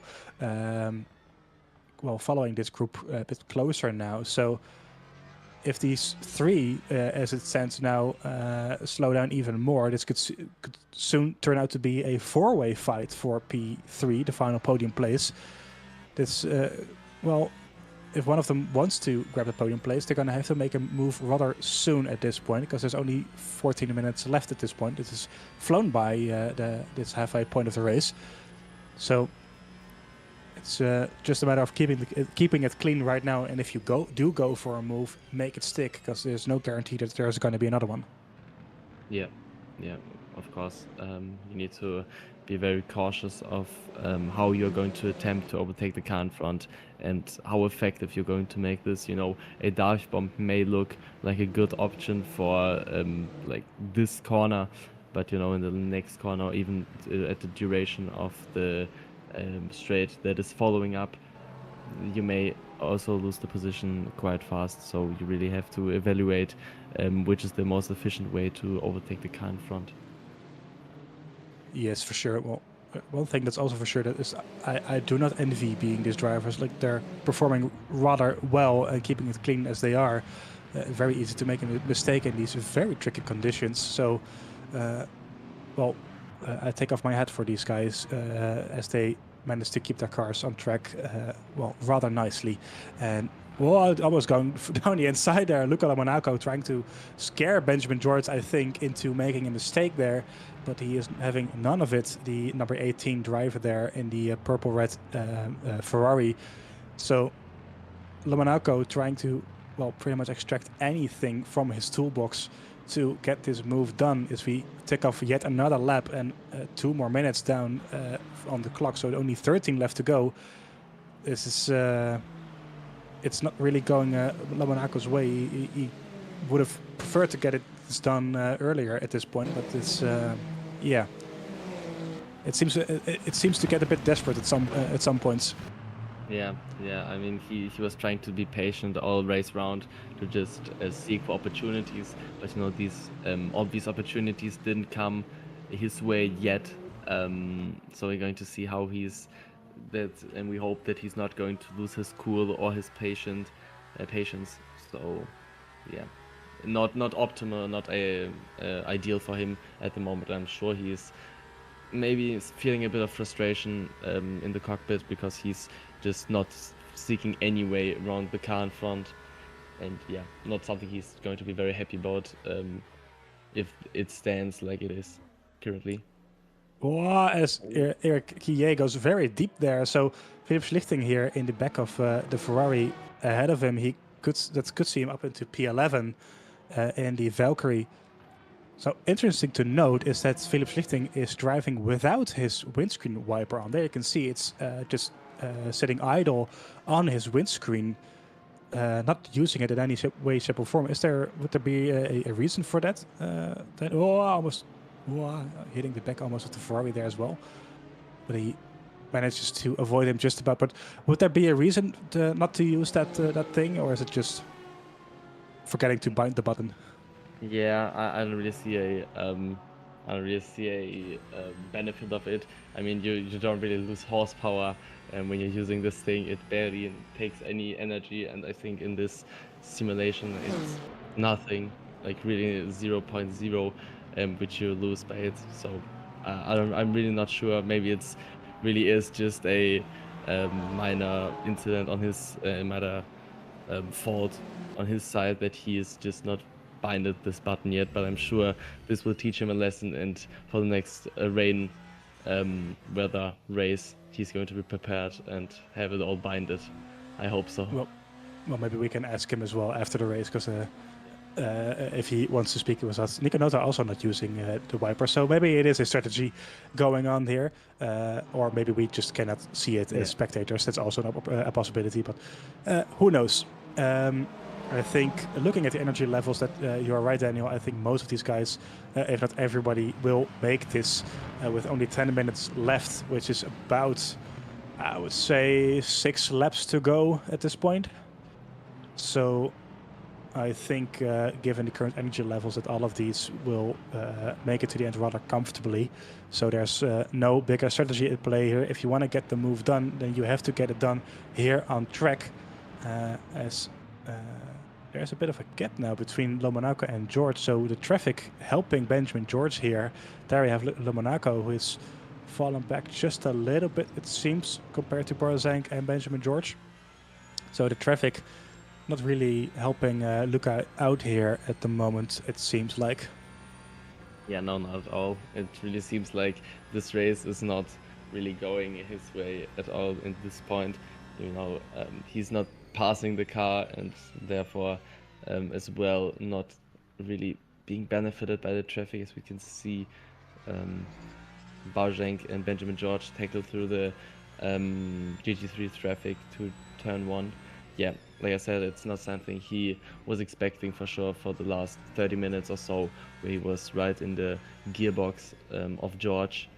But you know, we got 9 minutes left. Maybe he can catch up, and maybe George, on the other hand, will get his play with a rather unfortunate GT3 traffic as well. It's not over until the fat lady sings, as they say in Great Britain. I think it is. I might have butchered that all the way, but I think that's the how the saying goes. So, as you say, 9 minutes to go, 8.5 at this point between in this race here at the Virtual Motorsports Series. Everything to play for, and as you rightfully say so, every slight mistake that you make can cost you big time here. To see the lights flashing there. With the GT3 traffic, this is a great angle here on the outside of looking at the rear of Borazank. This is with Benjamin George right behind him, and the traffic there playing a huge part, and both of them flashing the lights to let the driver ahead of him know, like, I'm here, let me past, I'm in a hurry, I'm quicker than you, and I want to get this place done. Of course, blue flags, they don't really mean anything. The only thing they do mean is that there's a faster car behind you. You don't have to move your ass out of the way if you don't want, or if you don't feel like it. But these drivers really going at it at the final 7 minutes of this race, and barely anything between them at this point. Yeah. There you have Marco Canta in the Toyota P7. Yeah, we mentioned earlier, he started out in P5 with some hopes of scoring better points in this race, but it's been a bit disappointing for him. Yeah, it really seems like this race is getting worse and worse for him. You know, we got this little accident with the Porsche GT3 into the first corner, and as well over the course of the race, we cannot really see him have a superior pace to the cars in front. He's not really catching up extraordinarily at any part of the track, so it's not really the race he was hoping for, given that given his championship position, you know, he's P2 yet, and also it's the home track of his car manufacturer, which is, you know, in this virtual game, it's not that big of a thing, but also a quite cool thing to have in mind here. Also, a bit of a disappointment is Petsin, who is in P4 of the championship. He is a long way down compared to Luca Monaco, but he is in P9 at this race. A bit visible for him all the way through. So losing out big time here as well. He got a podium in the first race at Spa, but only one single point in Qatar 2 weeks ago, and now only looking for 2 points as well. So that's not ideal for him. So I think he'll stay in P4 right now as it is, but it's not a great result for him as well. So we see the battle between Mateusz Barzank and Benjamin George once again heating up. Barzank falling back big time here. He had quite a big gap between him and Benjamin George, but there's pretty much nothing left of it at this point. 5.5 minutes to go, so he has to defend with everything that he has. Oh, almost contact there on the rear between him and the other Ferrari, the number 18 of Benjamin George. And might be some damage there on the rear as well, or it's just some dirt from the rain. I'm not really sure from this angle. I think it is damage, yeah. So might have gotten hit on the rear at some point as well. So Barzank, well, he might lose out on a P3 here, which once looked so very comfortable, as we mentioned earlier. Labonaco once again closing the gap to George as well. So this battle is hitting there on the rear of that is Benjamin George. Getting hit on the rear by Luca Lamonaco. It's the Fisher Racing Team Ferrari there. That's P2, I think, in the GT3 class is getting in the way, so to speak, of this battle as well. So once again, the GT3 playing a huge part in the outcome of this, and Barzank potentially getting the gap here that he needed to stay ahead of the cars behind him. Yeah, he's getting at least some air to breathe for now. There was quite fortunate to have this GT3 of Clemens Keinsel being in the way in some sense of Benjamin George, but you know, Barzank, it's really now it's settled down quite alright, but he was really on the back foot, because if he's trying to defend George, he may have lost the position to a double overtake of Lomonaco. So it's really a three-man fight, which we cannot forget, because one car can essentially defend another one, but if you are fighting two cars, it's really a tricky situation, and also the best drivers in the world do not get this right at all. Yes, they do not, and as I see something mentioned in the chat, which could be very right.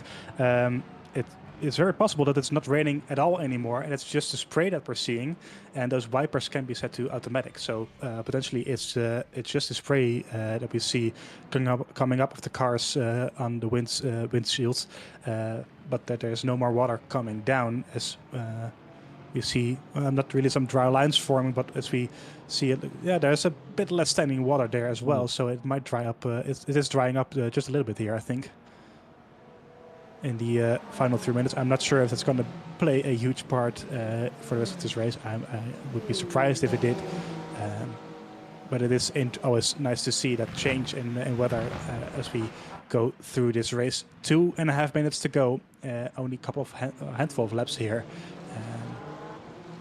to make your final move. So Benjamin George and Luca Lamonaco have to get these moves done if they want to. Once again, now they've fallen back a little bit from Barzank, so this is moving all over the place with the GT3 traffic. This is in no way, shape or form done until the checkered flag is out. GT3 field, there we have, that is Kelsey Osborne ahead of Radomski. These two have been fighting all over the race as well, with Osborne now in P7. After a very nice dive bomb from him in the Dunlop corner, I think it was about half an hour ago. So he's managed to stay ahead right now. Radomski is not far behind, keeping him honest until the checkered flag. Kelsey Osborne is currently in P15 of the championship after a DNF in Spa, and he did not participate in Qatar 2 weeks ago. So P7, it would be a nice result for him up into the top 10 of the points, I think that is. So hopefully for him, he can maintain that position here. Marco Vella in P10, closing the top 10 after a spin. I think it was at some point coming through the hairpin, if I'm not mistaken, or the 100R, losing the rear of his Aston Martin. So he is now the final point scoring position of the LMGT3 field. 1 minute to go. This could be the final lap of the race, depending on where the leader is, but I think this will be the final lap of the race as the clock comes down to 0. during this lap, and then the checkered flag will come out. As there we have Papua, who's been very dominant all the way through of this race, coming through 100R into Dunlop. So there might be one more lap after this. Nonetheless, this is Nico Notta. We saw briefly there in P2. We haven't really seen those guys at all during this race, to be honest. They were in a league of their own, as we kind of thought so during qualifying, where they pulled a gap of about half a second, I think it was. So he makes his way through Nets and Panasonic. Yeah, and I think we will just about get maybe another lap. We should have another lap. And it's really remarkable to see this great distance by P1 to P3 in terms of gap on track. I think it should at least be like 10-20 seconds, maybe more, maybe less. So yeah, it's really remarkable to see this great drive by Puat. Yeah, this is P3, P4, and P5, who are now just coming through the final corner. So, meanwhile, Paul Puat is already coming through turns 2 and 3, I think it is. So there's a huge gap between these guys, as you mentioned. And a dominant performance by Puat, who has created a huge gap between him and the rest of the field. So these wet conditions really suiting his car here tonight. Papua is in P5 of the championship on 12 points, so this should see him move up up some places very nicely indeed. So this is great stuff by him, as we are now on the final lap of the race with just a few seconds on the clock when he crossed the start-finish line. So this should be the final lap of the race here at Fuji. As you can see, that the darkness has settled in fully. The rain is gone, but the track is still very, very wet. And these three cars have been going at it all race long with the overspeed of both Lomonaco and Benjamin George, but not finding a way past anywhere pretty much. So they're making their way through the hairpin onto 300R, and I think Papua will soon head onto the start-finish line and claim his first victory here in the Silver Split Virtual Motorsport Series. There he is, coming through Panasonic corner onto the main start-finish line, heading towards the start-finish straight, and the checkered flag is for Paul Puat. He wins the 1 hour of Fuji here at the Silver Split Virtual Motorsport Series, his first win of the season. Very well done by him, weaving over the start-finish straight. Nico Notta in the BMW, his third car that he's driven in this championship, and finally he has one that can score him a podium. Nice drive by him. He comes home in second, and who will it be in third? I think it will be Barzank, who comes home eventually in P3 after all, with Benjamin George in P4 and Luca Lomonaco in P5 after a very close battle between those guys, which has lasted pretty much the entire race at this point. Very easily 40 minutes of the race was between those. Meanwhile, LMGT3 sees Axel Ramona in the Porsche 992 coming through Panasonic corner towards the start-finish straight as well. That will be his first win of the season as well. A very nice drive from him. He didn't start in either of the previous races, so he comes in with a banger and scores maximum points here in Fuji in the Porsche. And we have Kainzel in the Ferrari in P2 and Duparon in P3, finishing up the podium, flashing the headlights there. Clemens Kainzel, P2. He retains the lead of the championship. It's his third podium in a row after a third in Spa, as first in Qatar, and now a second here in Fuji. So a great season for him as it stands. And Duparon comes home in P3, currently in P8. So some good points for him as well. I think that's in one of the Lexus. It should be. There we have him. A great drive by him in the 53 car, rounding up the podium with Dinardo in P4, Alfano P5, Mental P6, Radomski finishing ahead of Kelsey Osborne eventually in P7, and Osborne P8, Ivora P9, and Vella rounding up the top 10 in P10. There you have the final cars crossing the start-finish line. Dorito is the final car in P13, the LMGT3 driver, and that is your race done here in Fuji. Wow, that was quite something. Those mixed conditions were really playing up for our entertainment and hopefully also your entertainment back at home. Yeah. That was very interesting indeed, as we see the overall standing, the results of the hypercar with Poit, Nota, and Barzenk 1, 2, and 3. George, Lomonaco, Rontar 4, 5, and 6. Kanta P7 eventually. Terrazzo P8. Petsin P9, and Pellegrini rounding up the top 10. With Previato Schlichting 11, 12. Kiye finishing final. This is the final finished hypercar in P13. So unfortunately, no strategy for Schlichting to play with there, as we speculated earlier, but he remains in P12. But a dominant drive by Paul Poit, who gets his first win of the season. Nota P2 in the BMW, comfortably ahead of Barzenk, who is in P3, which should see him retain his championship lead, I do think, with his third podium of the season as well, after winning in Spa and finishing second in Qatar. So he'll be happy about that. Benjamin George finishing fourth, as we mentioned. He previously finished, he got 8 points on the board in Qatar, so this will prove nicely for him as well. Monaco P5, he is in P3, so I think he will remain in P3. The big loser here is, as we have said plenty of times, is Marco Kanta, who only comes home in P7, so he will lose his second place in the championship here. So that's a disappointing evening for him. Meanwhile, we have quite a lot of drivers waiting for us in the interview room, it seems like. So, Daniel, I'm going to ask you to pick one and drop him into the commentators room. Yeah, given that we have the whole hypercar podium in the commentary and the interview waiting room, I would say we start by the P3 finisher, Mateusz Barzenk. Oh. Oh, hello? Hello. I was talking with the guys in the waiting room. Oh. Sorry to steal you from them all of a sudden. Well, yeah, no problem. Good evening, Mateusz. That is P3 for you and the third podium of the season. That was a quite entertaining race for you from our part. Oh yeah, nerve-wracking. Yeah, was it that bad? Yeah, it was like when I got into practice and I saw what times were the guys doing, I thought I'm gonna be last, literally. I was so slow. And yeah, then a bit like some people made mistakes on the opening laps, and that's how I gained position. If not for that, I wouldn't have been even close to P3 because I had just no pace. Yeah. Go ahead. Yeah, we saw you dropping back quite a bit at the end of that race. Was it just the guys behind you going much quicker than you, or? Yes, because from what I understand now, I was quite competitive in the wet, completely wet, but then it dried up a lot, and I had just no confidence to brake later and carry more speed, and that's how I was losing time.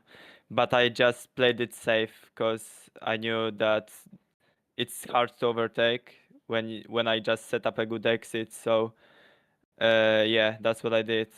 And surprisingly, I'm happy with P3. Last time out, I was furious with P2, and now I'm happy with P3. So that shows how bad my pace was this weekend. Yeah, I remember you coming in quite heated up last time out after Qatar. You mentioned something interesting about the confidence that you had, and we spoke about that on the broadcast as well. How important is that confidence in the car during these conditions?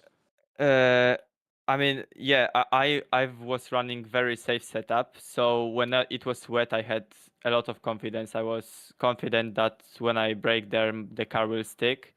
But when the car started to slide around and the track was getting faster and I was losing more time, I had less and less confidence.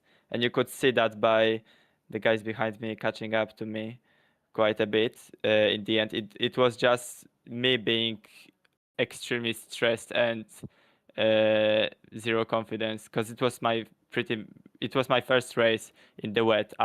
I mean, the guys who finished ahead of me said the same thing. So not a lot of experience in the wet, and in the crossover conditions were where the condition change and you have to adjust your braking points and everything, and it is just very, very hard to do that. Yeah. Great stuff. So Daniel, did you have any questions for Mateusz? I do not know, but great defensive moves you showcase there for us, and I hope we see you next round at Monza. No, Monza, I'll miss this one. This is the race I'll miss. Yeah. So Unfortunate. yeah, we'll see in Sebring.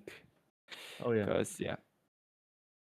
All right, Yeah. we will see you then. So we great job today Yeah. on the P3, and we will see you back again at Sebring. Thank you, guys. Bye. Have a nice evening.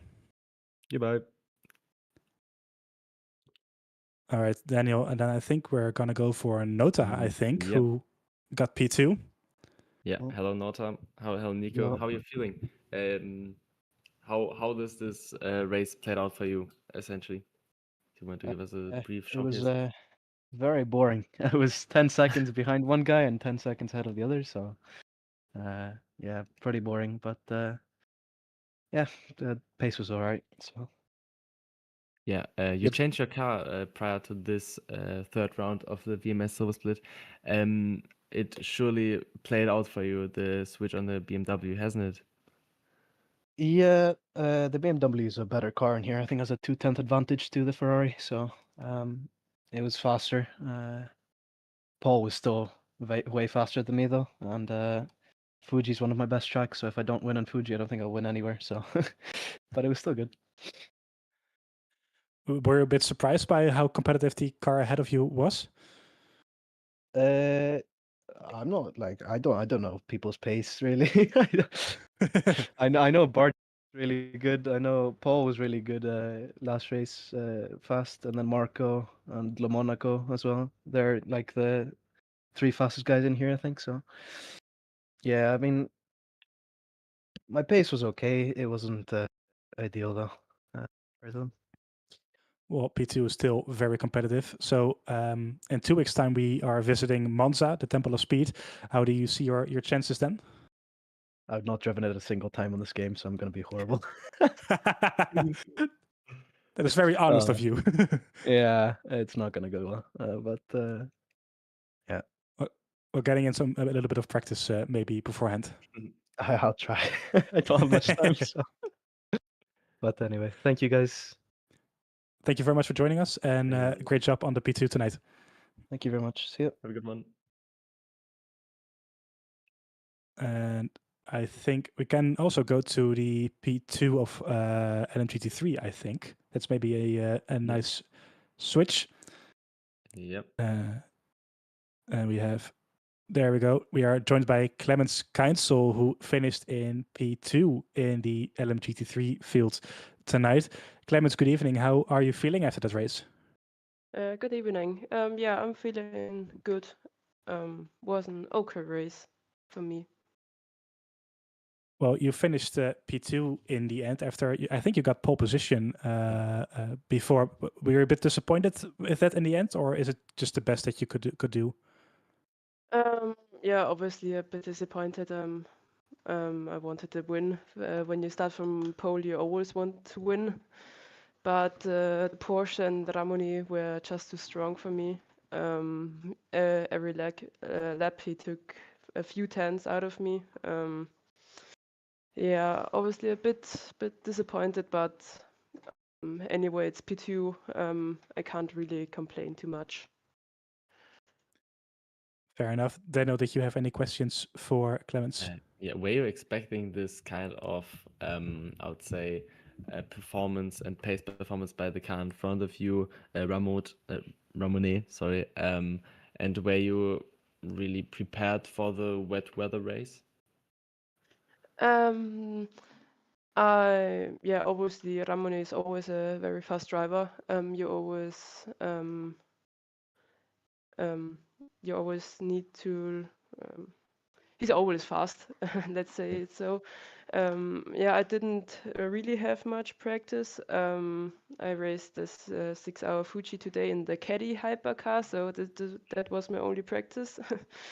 And the half an hour before the quali, but yeah, he's always fast, so wasn't really a surprise for me, to be honest. Well, P2 still sees you in the lead of the championship at this point. So, going into Monza, the next race, how do you think you will be competitive there as well? Yeah, I hope so. Actually don't know how the Ferrari is around Monza, but I think it's quite okay. Because the straight line speed is better than before the update. Yeah, and I hope turn one isn't much I hope that there isn't much chaos. Well, we'll keep our fingers crossed Yeah. there. Did you have any more questions for him, Daniel? No, I just want to showcase that you have not failed to finish on the podium for all of the 3 rounds, and I hope that I think you hope to not break this streak anywhere in this season. Yeah, I think that's all we got from you today. Enjoy this result and prepare good for the next race, and we'll see you in 2 weeks' time in Monza. I will. Thank you. Bye. Have a good evening. Bye-bye. Bye-bye. And our final guest will be the winner of Hypercar, Paul Poix, and I'm gonna drop him right in. There we go. Good evening, Paul. That was Good a evening. very good victory for you tonight at Fuji. How was that race for you? I really enjoyed it. I had a really good feeling with the car, really good setup too. Really enjoyed it. No problems on this race like I had before on Qatar or Spa. I'm pretty happy of what I had tonight, and yeah, pretty happy of this result. Well, job very well done. We heard Mateusz Barzenk say something about the tires struggling a bit when it got a bit drier, or him struggling with the pace when it got a bit drier. Did you have any issues with that crossover point, or was it just comfortable all along the way? In the first laps, it was kind of tricky. Like brake balance was not really really good for these conditions, but when when I did more laps on the dry, it was more comfortable, and I managed to get a little bit more of pace, and the tires felt good too. So yeah, it was good. Very well done. Daniel, did you have any questions for Paul? No, I do not. All right. Well, then, once again, job very well done here at Fuji. I Thank you. expect we will see you again at Monza in 2 weeks. Yeah, of course. Let's fight for the win.